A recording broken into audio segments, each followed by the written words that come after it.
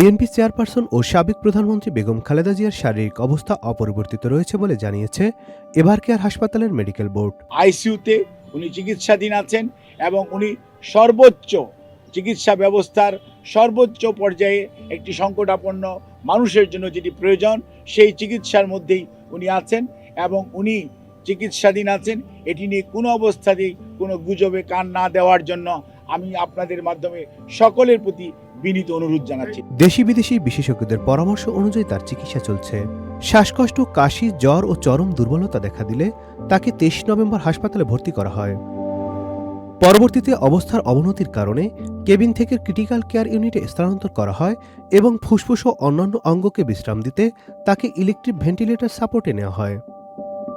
Electric ventilator support বলতে বোঝায় চিকিৎসকের পরিকল্পিত সিদ্ধান্তে রোগীর ফুসফুস ও অন্যান্য গুরুত্বপূর্ণ অঙ্গগুলোকে বিশ্রাম দিয়ে পুনরুদ্ধারে সাহায্য করা।